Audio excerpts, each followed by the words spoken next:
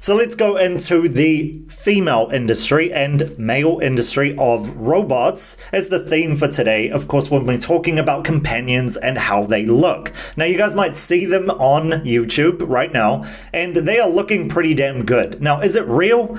No, it needs a bit of work. You can kind of see it like a scary type of horror where they start moving their mouth kind of like this and blinking a little bit weird, but it is still usable in terms of a companion. So what is important here? Look up Real Robotics and you'll see a kind of great example of a woman as well as a man and what that could mean for you in the future. Now, you guys might be like, well, Alistair, you're quite the guy. You might be a bit handsome. Why would you want to be with a robot as a companion? I spoke about it in the last video, and it's got to do with genetics. To be able to spread your genetics in a way where you have control of what genetics are put in, etc. Now, you can do this with a female, but the process is way harder because you don't get to choose every single genetic thing that is in the female productively, I guess, or reproductively. So what does this mean? There are certain traits to a female or a male in that regard that they carry as characteristics. Like, you might be able to tell that I'm a little bit eccentric, a little bit crazy at times, especially with how I speak, etc. So that type of trait would be a normal type of trait that comes out of me with another child. Now, what does that mean? They're kind of loud and proud or whatever it is. So that's a normal trait, which makes the kid extroverted. It is way more likely to happen because it is me and my makeup in the lowest form of me, which is the evolutionary being, so to speak. So that's type of traits that come with it. You could say it in terms of my voice too. I have quite a low voice. I can't sing.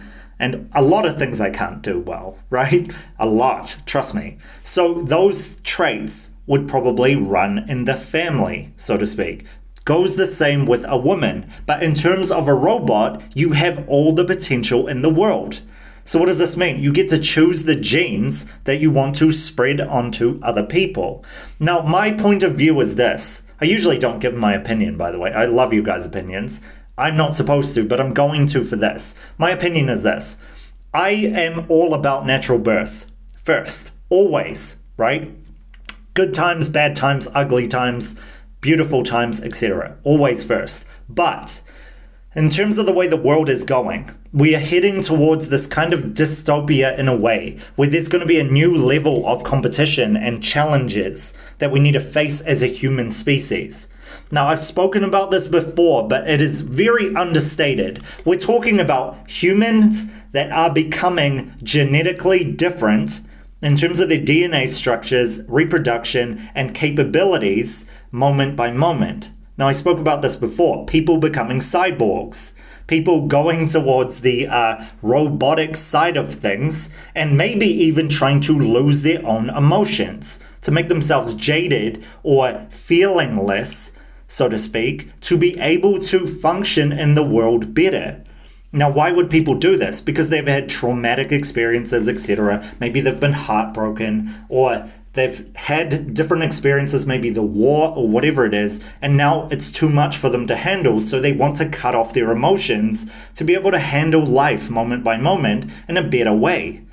So there's these types of things that are happening, and because they're happening at such a phenomenally high rate, we have to adjust for that. And that's why there's the consideration of genetically putting your genes into something that you can control in terms of genetic potential, etc. This is also understanding from my point of view, and I'm sure yours as well, because my audience are geniuses. They are. All of you guys. You're lovely.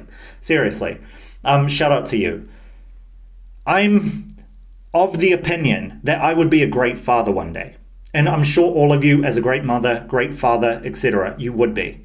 And because I believe that having the best genetics in the children that I have is the best call, and I can take care of everything in the environment afterwards.